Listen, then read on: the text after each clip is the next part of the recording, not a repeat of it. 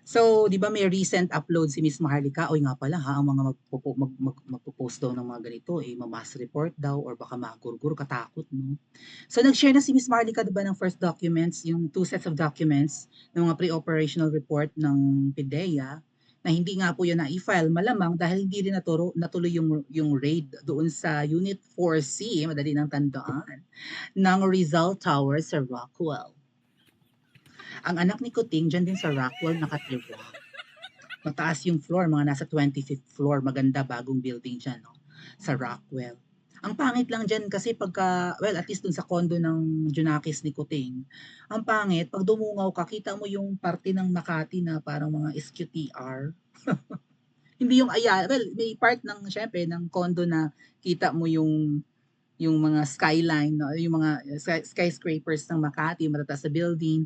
Pero may part din doon na parang SQTR.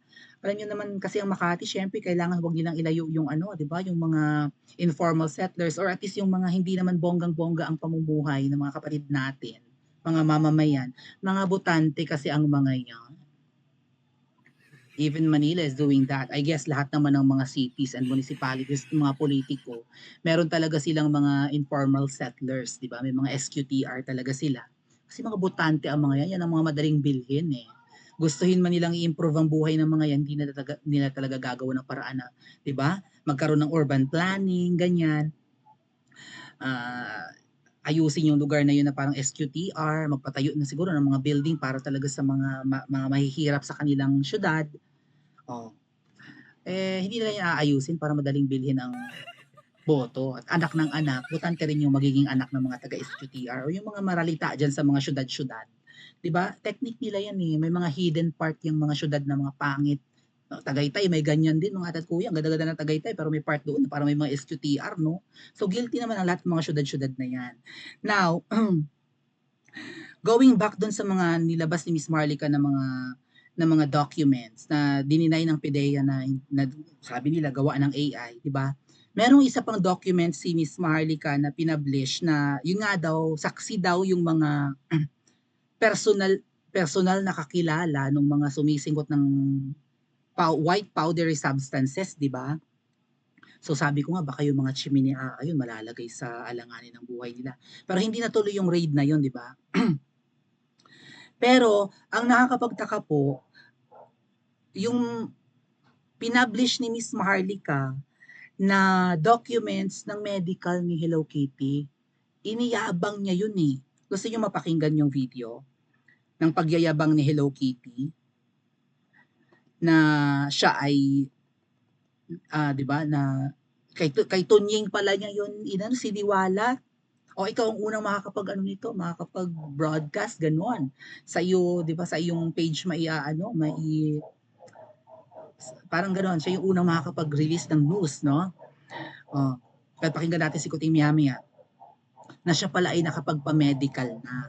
Tapos binabatikos ngayon ni Kokiroke, isa sa mga ensaymado, yung kalbong vlogger nga, si Attorney Vic, dahil si Attorney Vic ay kasama sa medical ni Kuting. Ngayon, Attorney Vic, hindi ko lang alam kung nagsasalita ka na, patotohanan mo na hindi legit yung medical ni Kuting. Or maybe hindi ihi ni Kuting yung sinubmit. At bakit ihi? Well, yun naman siguro. Pero dapat hair follicle o kaya naman yung dugo ang kukunan ng pang drug test, di ba? Mas ano yun, siguro mas reliable.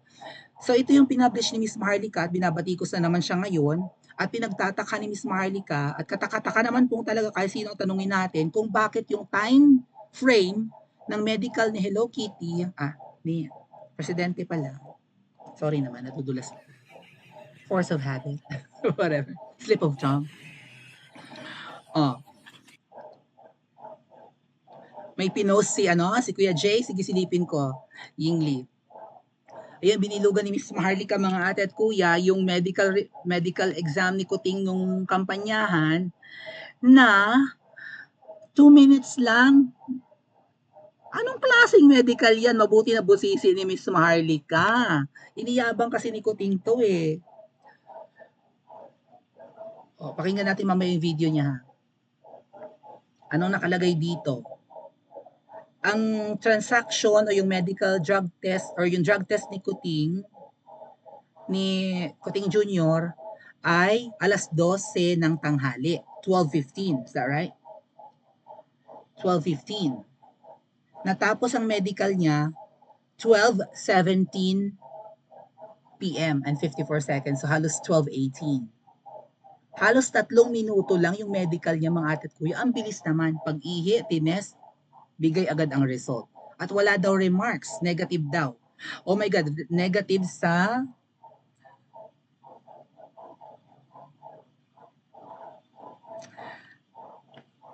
polvokineme. Negative sa polvokineme si Hello Kitty sa kanyang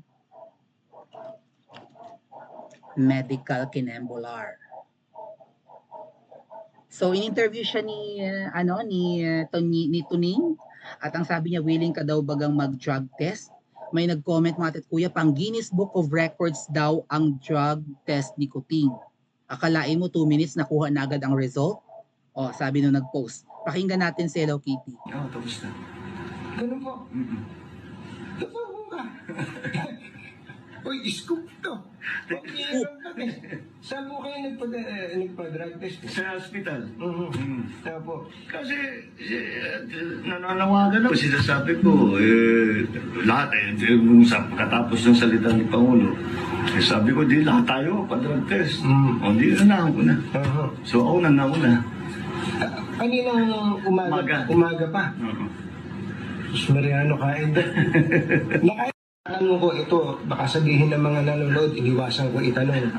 Tatanong ko, kayo po ba handang magpa-drug test? Okay. Ikaw na mag-scoop. Binigay ko yung resulta ng drug test ko na kinuha ko kaninang umaga. Nasa PIDEA na. Meron na po. Tapos na. Ganun po. Totoo ba? Uy, scoop to. Pag-iirang ka eh. Saan mo kayo nagpa-drug test? Sa hospital. Tapo. Kasi nananawagan ako. Sinasabi ko, lahat katapos ng salita ni Pangulo, sabi ko, di lahat tayo pa-drug test. O, di na ako na. So, ako na ako na. Kaninang umaga pa. Sus Mariano, kain ba? Tatanong ko ito, baka sabihin ng mga nanonood, iniwasan ko itanong. Di ba iniyabang niya kay Tuning na siya ay nakapagpa-drug test maaga pa. Ang sabi niya kaninang umaga. Anong kaninang umaga? 12:00 ng tanghali ka nagpa-drug test?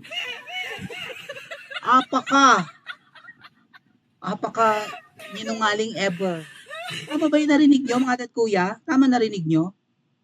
Umaga siya nagpa-drug test, pero doon sa drug test niya, 12:00 ng tanghali, lagpas, tapos na ang lunch ito, wala sa wisyo. At pansin niyo, tumatabi-tabi yung pangarap niya, mga ate at kuya.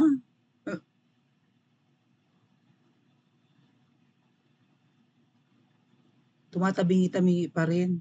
You know what, I was proud of him nung napakinig ko to sa vlog ni Tuning, na inunahan na nga niya dahil nga nananawagan, nagpasabog si Pangulong Duterte na meron daw presidential na nagkukokaina.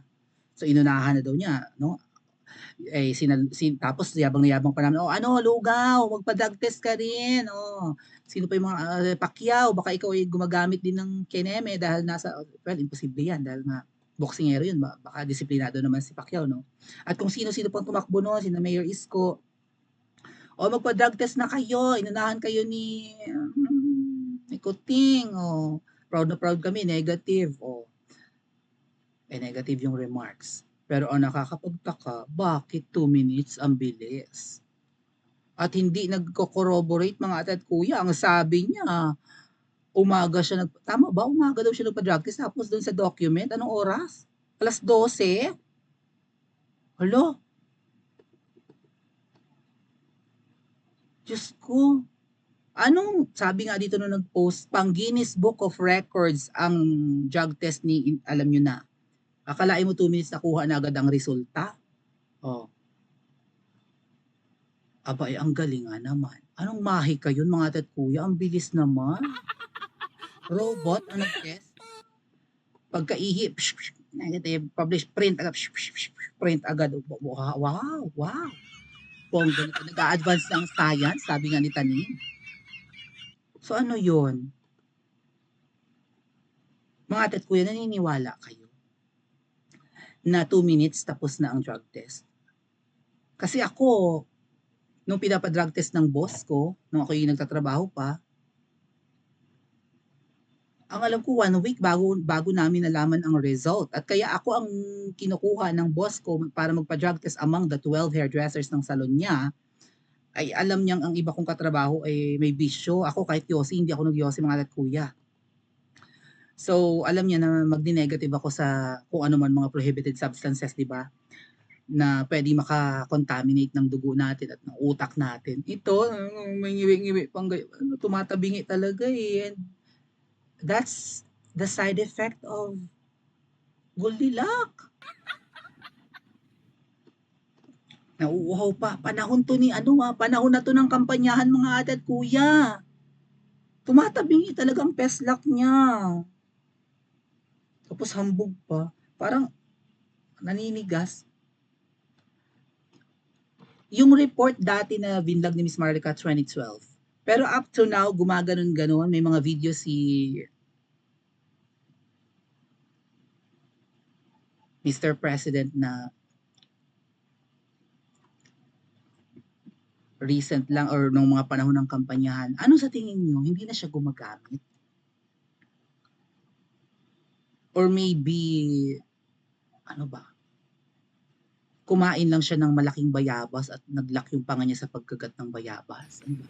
Kasi minsan, di ba, pag nakakain ka na matitigas na tulas na, sasapang. Oh. Tapos parang ang hambog-hambog, well, simpleng hambog din siya, no? Tumatabingi talaga ang peslak niyo mga kuya. Tapos sabi niya, umaga siya nagpa-drug test. Ano ang totoo? At kung gumagamit pa siya, ito kaya ang dahilan kung bakit hindi tama at magulo ang administrasyon niya ngayon? Pa-comment niya po sa comment section at mag-like and subscribe din po.